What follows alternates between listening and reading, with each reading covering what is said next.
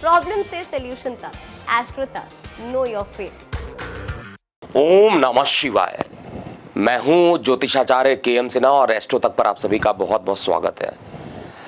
देखिए, बहुत ही महत्वपूर्ण वीडियो यहां पर लेकर आया हूं और इस वीडियो को वैज्ञानिकों को भी देखना चाहिए और जो लोग धर्म और ज्योतिष से जुड़ाव रखते हैं उनको भी समझना चाहिए। देखिए, हमारा जो सनातन धर्म है वो कितना पवित्र है, कितना महान है। ये ऋषि मुनियों ने जिस तरीके से कोडिंग की हुई है संस्कृत में और उसको अध्ययन करने के बाद चीज़ों को एक श्लोक में लिखकर एक सही तरीके से एक रियलिस्टिक व्यू में लोगों तक पहुंचाया जाता है और इसी को हम लोग ज्योतिष कहते हैं। और ज्योतिष का धर्म और आस्था से जुड़ाव बहुत ज़्यादा होता है। देखिए, आज मैं इस बात को क्यों इस वीडियो में बता रहा हूं, क्योंकि अभी चंद्र ग्रहण जो है 5 मई और 6 मई को पड़ेगा।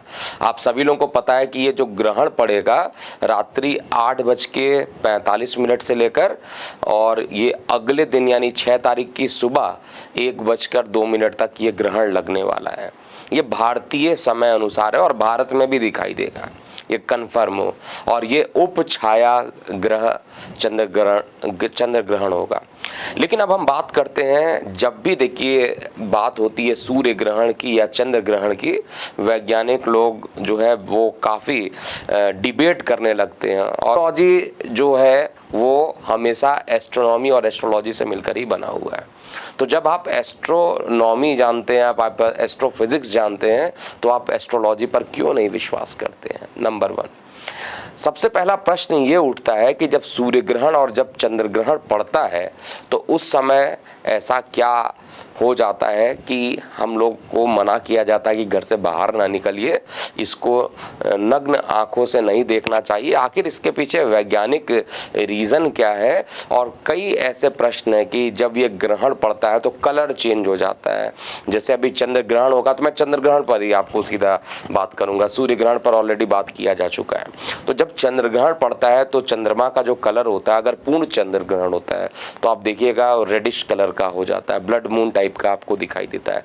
कई बार ब्लड मून आपको दिखाई देता है, कई बार ये जब ग्रहण पड़ता है तब आपको ये दिखाई देता है। तो बात ये करते हैं कि आखिर इनका जो कलर है अगर चेंज होता है, सामान्यतः चंद्रमा जो है हमें वाइट कलर के दिखाई देते हैं और जो हमारा आकाश है वो हमें ब्लू कलर का दिखाई देता है सामान्यतः। लेकिन कभी कभी अगर अर्ली मॉर्निंग में देखिएगा तो आकाश में जब सूर्य की लालिमा आती है कलर थोड़ा सा चेंज हो जाता है।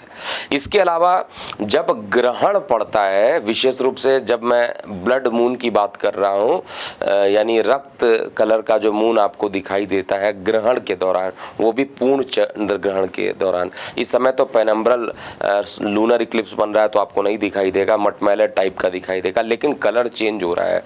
अगर कलर है कहीं पर, मैं आप लोगों से यही प्रश्न पूछना चाहता हूं, अगर कहीं पर भी कलर है तो उसके अंदर एनर्जी होगा, अगर कहीं पर भी कलर है उसकी एनर्जी होगी। सभी लोगों को ये पता होगा विबग्योर का कॉन्सेप्ट होता है, सतरंगी कलर जो होते हैं उसमें लाल रंग का जो वेवलेंथ होता है सबसे ज़्यादा होता है, पहली बात। और दूसरी बात, सभी वर्गों को लगभग ये पता होगा कि एनर्जी जो होता है वो वेवलेंथ के इन्वर्सली प्रोपोर्शनल होता है, विशेष रूप से क्योंकि अब सभी लोग वैज्ञानिक दृष्टिकोण से भी इस चीज़ को समझना चाहते हैं। पहले के समय हो सकता है इससे अच्छी पद्धति रही हो, लेकिन आज के समय में ये सभी लोगों को पता है जिसकी ऊर्जा ज़्यादा होगी, जिसका वेवलेंथ ज़्यादा होगा, उसके पास जो ऊर्जा होगी वो कम होगी, क्योंकि E = hc/λ, ये फार्मूला आप लोगों ने पढ़ा है। यानी एनर्जी जो होता है वेवलेंथ के इन्वर्सली प्रोपोर्शनल होता है।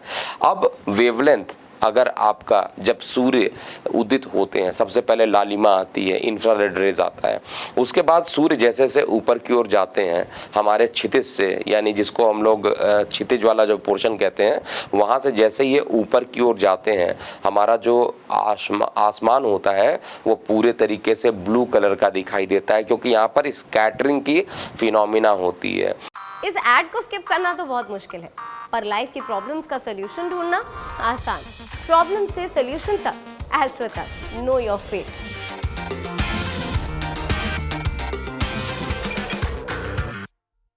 ये सामान्य बात है। और इसको रेले जीन्स नामक थ्योरम भी है, अगर आपको पता ना हो तो आप वहाँ से भी पढ़ लीजिए, एस्ट्रोफिजिक्स में काफ़ी फेमस है। रेले जीन्स थ्योरम में ये भी बताया गया है कि जो स्कैटरिंग अमाउंट ऑफ लाइट होता है that is inversely proportional to 4th power of wavelength. तो अगर किसी का वेवलेंथ बहुत कम है तो उसका जो स्कैटरिंग होगा बहुत ज़्यादा होगा। तो विबग्योर में अगर देखा जाए तो विबग्योर का ऑर्डर ही वेवलेंथ के इंक्रीजिंग का होता है। वॉयलेट का यानी ब्लू का सबसे कम होता है, वॉयलेट इंडिको ब्लू, आप उसी रीजन में चलेंगे तो वॉयलेट का जो होता है वेवलेंथ सबसे कम होता है और रेड का जो वेवलेंथ होता है सबसे ज़्यादा होता है। अब आसमान हमें ब्लू कलर का दिखाई देता है क्योंकि जो वेवलेंथ होती है एग्जैक्टली मिड में पड़ता है। जैसे वॉयलेट का कलर हुआ, इंडिको हुआ और ब्लू, तो इसका जो कंबाइंड इफेक्ट हो जाता है जिसको हम स्काई ब्लू कहते हैं वो हमें ब्लू कलर का दिखाई देता है क्योंकि वेवलेंथ इनकी सबसे कम होती है तो स्कैटरिंग इनका सबसे ज़्यादा होगा। जब ग्रहण पड़ता है, जिस समय ये ग्रहण पड़ता है वहाँ पर ये रेडिश हो जाते हैं, इनकी शिफ्टिंग हो जाती है, इनका स्पेक्ट्रम शिफ्ट करता है और जब इनका स्पेक्ट्रम शिफ्ट करता है तो ये ज़्यादातर रेड पोर्शन की तरफ चला जाता है। आफ्टर रिफ्रैक्टिंग, रिफ्रैक्शन की जो फिनोमेना होती है उसके बाद ये ज़्यादातर रेड पोर्शन की ओर शिफ्ट हो जाते हैं और जब ये रेड पोर्शन की ओर शिफ्ट हो जाते हैं तो हमें लाल रंग ज़्यादा दिखाई देता है। और अगर हमें लाल रंग ज़्यादा दिखाई देता है तो वैज्ञानिक रूप से भी देखा जाए तो लाल रंग का वेवलेंथ ज़्यादा होता है और जिसका वेवलेंथ ज़्यादा होगा उसका स्कैटरिंग अमाउंट सबसे कम होगा और जिसका स्कैटरिंग अमाउंट सबसे कम होगा उसके पास ऊर्जा भी उतनी ही कम होगी। इसीलिए हमें उस पोर्शन तक जो है, कुछ पोर्शन जहाँ तक चंद्रमा ढके रहते हैं, पूर्ण चंद्र ग्रहण जब पड़ता है तो आप देखिएगा एकदम लाल रंग के मून हो जाते हैं, उसको रेडिश मून या ब्लड मून भी कहा जाता है। तो चंद्र का जो प्रभाव होता है वो निश्चित रूप से जो वातावरण में जो एनर्जी है वो पहले के रिस्पेक्ट में क्या होती है, कम हो जाती है।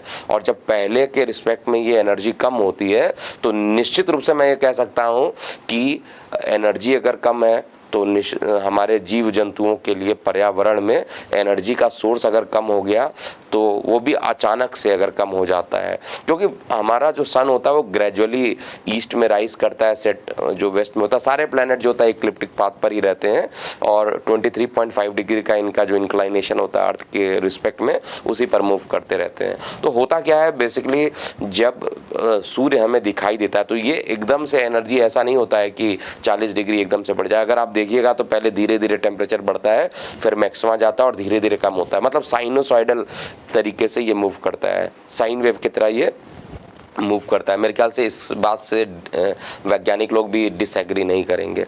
तो ये साइनोसॉइडल फॉर्म के रूप में ये मूव करता है और जब ये साइनोसॉइडल फॉर्म के रूप में मूव करता है और उसी बीच में एकदम से आपका एनर्जी सोर्स क्या हो जाए, कम हो जाए, एकदम से एनर्जी सोर्स क्या हो जाए, कम हो जाए, तो निश्चित रूप से क्या होगा, पर्यावरण दूषित होगा। और जब पर्यावरण दूषित होगा तो जीव जंतुओं पर इसका बहुत बुरा प्रभाव पड़ेगा, वनस्पतियों पर इसका बहुत ज़्यादा बुरा प्रभाव होगा। और सामान्यतः जहाँ पर दिखाई देता है वहाँ पर ये ऐसी घटनाएं होती भी हैं जो कि ग्रहण से संबंधित चीज़ों को बताया गया है।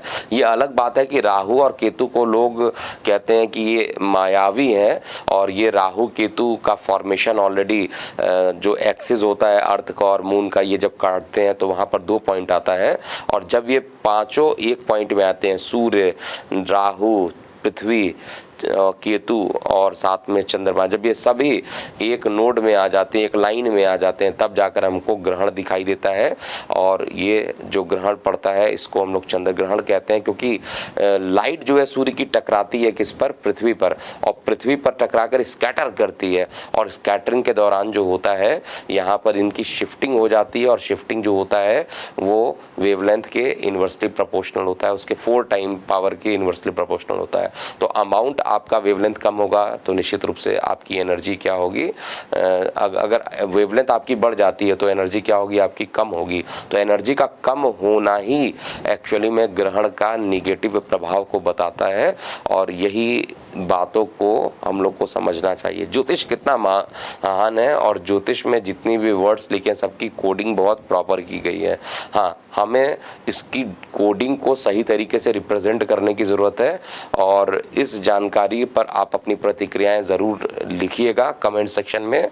और अभी के लिए इतना ही। मैं हूं ज्योतिषाचार्य के एम सिन्हा। एस्ट्रो तक पर जुड़े रहने के लिए बहुत बहुत धन्यवाद। एस्ट्रो तक ऐप पर आपको मिलेगा भविष्य से जुड़े हर सवाल का जवाब। डाउनलोड कीजिए एस्ट्रो तक ऐप और चुटकी में जुड़िए इंडिया के बेस्ट एस्ट्रोलॉजर से।